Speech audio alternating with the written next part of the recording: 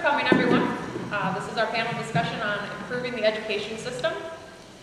And we have some great panelists here. We have a surprise panelist. He's not on the program, but he is a great speaker, and we'll have some great additions to what we're having. His name is Stephen Stern, and he has been a civil rights attorney for 35 years and is a past president of the Cook County Bar Association. He has been on the board of or worked with numerous progressive organizations on such matters as election protection, pro bono legal services, conflict resolution, community empowerment, and educational rights. He also has belonged to and worked with numerous professional organizations on various civil rights and youth development related projects. He's also a member of the Chicago Schools Task Force here at the church with the Social Justice Council, and they're working on projects and studying how they can help to improve the education system here in the city. Next to me is Kurt Hilgendorf, and he is a social studies teacher and debate coach at Von Steuben High School on the northwest side of Chicago. He also chairs the School Finance and Taxation Committee of the Chicago Teachers Union. In that role, he has worked extensively to analyze the Chicago Public Schools budget and budgeting process. Before going to Von Steuben, he taught for 5 years at John Hope High School in Inglewood. Kurt recently completed a master's degree in educational policy studies at UIC. On my other side is Jennifer Hartmann. She is also a teacher and graduated in 2002 with a BA in history, and she then began teaching in Sauk Village. While teaching middle school in Sauk Village, she earned her master's degree in liberal arts and social sciences from the University of Chicago in 2005. She's been a teacher of grades 6 through 12 in the urban setting for 10 years and has a variety of experience in working with students from all socioeconomic and ethnic backgrounds. Last year, she was nominated for the Illinois Golden Apple Award for teaching. Jennifer currently teaches 6th grade and 12th grade in the city of Chicago. And next to her is Dan Bassill. He is the president and CEO and founder of the Tutor Mentor Institute and the Tutor Mentor Connection. Dan has led volunteer-based non-school tutor mentor programs serving inner-city children and youth for more than 36 years. Over the past 18 years, Dan has helped create an internet-based information organization that is highly visible in the Chicago area and is gaining growing visibility around the world. He does a lot to connect tutor mentor programs, and we've been fortunate enough to work with him with my organization doing the tutor mentor conferences that they do twice a year. So there's also a flyer on your chairs about that. Also, I want to thank Cam TV for being here and filming our discussion again. This is a series. This is the third in the series that we'll do for this year. And also, if you have cell phones or anything, make sure that you put them on silent, mostly because we are filming. We don't want anybody to have to do that. If you do have to answer a phone, make sure that you walk off to the sides and try not to go in front of the cameras. Most of you guys are here from the church, so you know where the restrooms and things like that are. If you don't, there are some outside that door. If you go to the left or right, there's restrooms. There's restrooms out this way. And there's also some snacks over there, so feel free to get up and get something to drink at any time. You don't have to wait. The only other thing that we ask is that you save all questions or comments till the end. We'll have about 15 or 20 minutes at the end for questions and answers, and we wait till then so that we don't have major disruptions. So I'm going to go right into the first question, and I'm going to start over here with Dan for that one. And the first question is, when it comes to fixing our education system, no one seems to want to take responsibility. Parents blame teachers, teachers blame parents, people outside of the system blame the unions, many people blame the government. Does the blame belong somewhere? Why? And what can be done with it? Well, first let me say that thank you for inviting me to be here again. I was a part of a panel about a year ago, I think, and I really appreciate the opportunity. Let me start out by saying that this is not a new problem. This is a front page from a Chicago Tribune in 1994-95 talking about 200,000 kids in Chicago living in poverty. So we could have been having this conversation 20 years ago. So these questions that you have are really appropriate. When we get to the fourth question and talk about what we're going to do about it, that's where the rubber hits the road. To me, I approach this problem from a non-school perspective. I've been building maps for the last 20 years, like this one right here, or this set of maps, This is a map where if you color code the demographics showing high poverty in the city, you can see that the greatest amounts of high poverty in the west side and in the south side with some up in different places. Well, if you overlay on those maps where the poorly performing schools are, you can see a correlation of poor schools and poor neighborhoods. If you overlay incidents of violence, this particular map is showing homicides in Chicago in 1 year, and you can see that there's a far greater number of homicides in the poor neighborhoods than there are elsewhere. So using information tools like this, we can begin to try to focus on kids who have extra needs because of the poverty in the community, as opposed to kids who need extra learning supports, but may have a tremendous range of supports already available to them in their family and in their community. So, to me, we're talking about a complex problem, and it's made more difficult because we all look at the problem differently. We all approach it from our different perspectives. And therefore, until we aggregate information and then use it almost like scripture in terms of trying to bring more and more people to that information on a regular basis so that they understand it and build their understanding over time, then we might begin to converge on actions and strategies that fill the poverty neighborhoods with more programs in the non-school hours that influence how kids come to school better prepared to learn.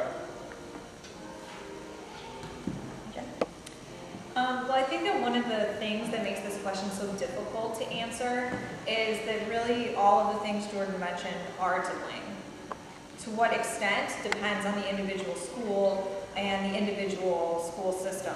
Like, for instance, some schools have really fantastic teachers but poor administrators. Some schools have great administrators but lack parental involvement in the school.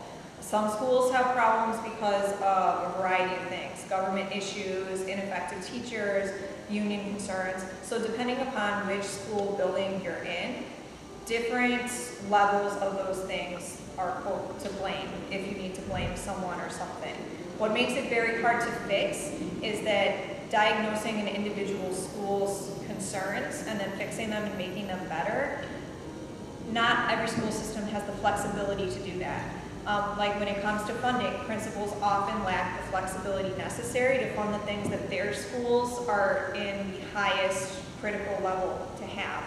Like, for instance, if a school really needs more money to send teachers to professional development to, level off or increase rigorous instruction, and instead the district is telling them what money is to be used for what, and there's not enough in that fund, but there's enough in a fund for art supplies that they don't really need because they've had them piling up in a closet for years because they cut the art program, that money is being mismanaged. So there really needs to be flexibility so that per school problems can be addressed, and that's what makes it so hard. In the current age of accountability, the blame is often, sometimes angrily, thrown around at different people. But the fact of the matter is America's children are falling behind, and in inner cities even worse than usual. So in the meantime, since the funding and the flexibility isn't really the norm right now, so instead of focusing on blame, what we can focus on is each individual taking control of what they can do. Good principals can get their best teachers involved. Teachers can get parents involved. Kids can get each other involved and invest in their education. And since we don't really have the ability to change wide, district-wide problems, at least not immediately, not instantly, we can focus on the individual needs of individual schools. And that's something that really kind of has to be grassroots within the school. So it is easy to blame any of those institutions, whether it's unions, teachers, parents. It's easy to blame them, but the fact remains that the blame is really everyone's. It's just to what level it is in each individual building varies based on the climate of that school, and that needs to be something that's kind of addressed individually. Complex problems don't usually have easy solutions or easy attribution of blame. and everyone has a role to play. Teachers have a really hard job. Most of us are really tired at the end of the day, and Jen and I were talking about that a little bit, because we serve multiple roles. We're information source, we're mentor, we're confidant, we're occasionally taxi service, we're hopefully inspiration, and lately it seems like we're either the boogeyman or the boogeywoman. And there are a few jobs that have the same focus demands that teaching does. Multiple classes, responsibility for 140 to 150 to 170 students in high school, or 30 students all day in an elementary school, and there are a few minutes when we are not on. That said, we have a duty to be as good as we can be. This does not mean that we will all have to be the mythical, dangerous mind waiting for Superman, super teacher. It does mean, however, that we need to continuously improve our practice. And the best research says that collaboration and professional development is crucial to teacher success. We don't have too much time to do that, however, when we have the model of education that we have. Okay? Some places this is improving now. The problem is that this flies in the face of a century of teaching in an egg crate or a 2-4-6 model, which covers the book, 4 walls in the classroom, 6 hours of the day. And while it's our duty to be the best we can, we do deserve to be respected, not constantly denigrated, and we deserve to have support to improve. And I think that's one thing that we as a society can do better at. Parents have a really hard job too, especially in our current economy. Many parents are immigrants, many have had bad experiences in schools themselves, many are working multiple jobs and have little time to get involved in school. That said, my request from parents is good communication and a willingness to collaborate, and that's oftentimes what happens. Most parents are willing to do that. It makes a huge difference. Sure, many teachers would like more support, but our job is to take students where they are and move them. The third thing, and I guess this is sort of where I would sort of see things coming down, is that by this time it's pretty much common sense that we have a dual-track education system in this country and in Chicago. You have resource-rich school districts that seem to have everything that they need and don't ever get any intervention. And then you have urban districts with few resources, and we're attacked, and we're forced to do more with less. And within the city, there's a 2-track system. You have the magnet programs, select enrollment schools, and then you have neighborhood schools. And so you have a group of schools that have sufficiently engaged students with parents that have resources and sometimes clout. And then you have under-resourced schools and parents who are struggling in a lot of other places. And this leaves out the charter schools because that's sort of a middle track, and that's sort of become a hybrid model. But sometimes those are different too, because students can be counseled out at any time if they don't meet the requirements of that school. So we have another issue. And what this results in is this achievement gap that exists, and we shouldn't think of it in that sense. We should think of it as an education debt to those who have been underserved for too long. And we owe that debt to those who, and because they've been denied, we owe them that debt because they've been denied a fair chance, and that denial of service continues, unfortunately. Whereas government historically has been a force for change, for the furthering of education, over the last 15 years, it seems that focus has changed. The rhetoric of the civil rights era has been appropriated, and the ostensible mission of educating citizens for participation in democracy has been totally replaced by a purely economic model. The economic mission of schools was always there. That's why you had vocational education for working-class kids, and you had college prep for middle-class kids. But at least the broader mission of this democracy was acknowledged. That's not really there. Now school's about going to college and getting a job. Knowledge isn't important, critical thinking isn't important, and achievement's measured by a single test score. That's it. And it's sort of Taylorism in scientific management for the 21st century. Government's been turned into a device to attack public education and bash teachers. And those who are making policy often have very little experience in a classroom. They don't really know what's going on. It's no wonder then that the achievement strides that have been made are mixed at best, and they've likely come despite waves of reform movements. Charles Payne, who works at the UC, says it all. His book was called So Much Reform, So Little Change. Perhaps it's time we rethink our approach. And I know I'm talking in a minute, but one last thing. Quick note on unions. Unions and teachers are not separate. Teachers are the unions when we're union members. And so every time someone blames the unions for causing the problems, they're blaming us as teachers. Teachers made a conscious decision to come together and collect and bargain collectively. And this is no different than those who want to blame unions for by those who want to blame unions for the problems of education. Practically every profession and every business organization has some kind of organization. The American Medical Association, the Business Roundtable, the BAR, the U.S. Chamber of Commerce, the Civic Committee of the Commercial Club of Chicago, and so on. As a union member, I want to do everything in my power to make sure that fellow members have good working conditions so that they can be good at their jobs. And if it's the union's fault for all the problems in education, then it's the U.S. Chamber's fault for the economic crisis. One last thing. Finland is commonly held to have the best education system in the world. About 2/3 of its teaching force have master's degrees, and 98% are union members. In the U.S., the states with the best performing school systems also tend to have high percentages of union membership. I'm speaking here on behalf of myself as someone who has been concerned about the educational system all throughout my career since I was in the public high school, Marshall High School, and on behalf of, I think, our committee within the church, which is, as you say, the Chicago Public School Task Force. So we're mostly focused on what's happening here in the Chicago Public School. I like what I hear from him, and also I like what I see from you, because I think it all fits in terms of what I'm about to say, what I think the problem is. And that's interesting that you put that map up there right there, because you see that map that you put up there right there? It could probably be a map that you could look at maybe 50, 60 years ago, and it'd be similar to that map, okay? And the only thing that changes from 50, 60 years ago to right now is you would talk about the source of the problem is race discrimination. And then there would be, and then there are essence people who are organized and they tried to fight that with a lawsuit, but then the Justice Department filed their lawsuit and they did something called DSEG, and it's been existing for 50 years in the city of Chicago. And up and behold, we created all these new schools. They're called magnet schools and they're called special schools. And they're really closed enrollment schools, which means that you have to really be special in order to get into that school, as opposed to every other school, which is open enrollment, which has to take anybody and everybody that's left, okay? So it's very interesting to hear what you say in connection with the problem being, in terms of what I hear you say is inequity, and that's really what we're concerned about, inequity within the school system, inequality within the school system. And so where do I place the blame? I place the blame squarely on the shoulders of the entity that has the main responsibility for education of our children, which is the Chicago Public School System itself, meaning the Board of Education, Chicago Board of Education, and the powers that be that make the decisions that we're operating under right now, in which we're rioting and complaining about a whole lot of things.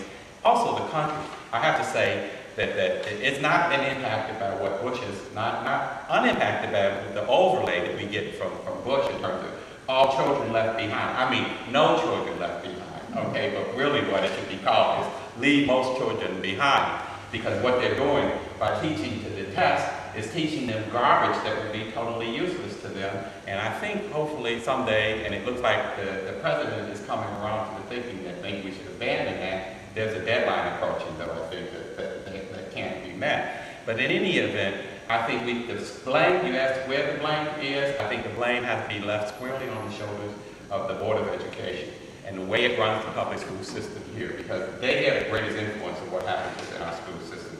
They are responsible for the creating of this dual school system within the city of Chicago, or triad system if you include the charter schools within the city of Chicago. They are responsible for having these closed enrollment schools and open enrollment schools. And they don't seem to have as much problems in terms of financing and programs within these closed enrollment schools as they do in open enrollment schools. And in fact, open enrollment schools have the greatest need for finance and get the less amount of money for finance. And it's not surprising that they also be able to attract perhaps teachers with the greatest experience in those schools because of the way that it's run. So I would say that the blame, if you're going to say where the responsibility falls, I think the responsibility mostly falls, upon the Chicago Board of Education. That's not to say that parents don't have any responsibility and that they shouldn't be doing more in connection with perhaps trying to deal with the problems. That's not to say that at all. But we're talking about where the greatest responsibility lies. And so what our task force is hopefully trying to do is to begin to study the problem, to collect information about the problem, and to educate people about, and to bring this view out as much as possible, and let people hopefully, once there's a whole great number of people become educated, then we can join together and begin to gather further information and document very specifically these huge inequities that exist within this school system, this dual school system, which instead of being racially based now, really is a class-based system, a class racial discrimination system. Although it does have a huge racial disparity in terms of its impact, in that the ones who bear the greatest brunt of all of this are clearly Hispanics and Black African American children who attend the school system.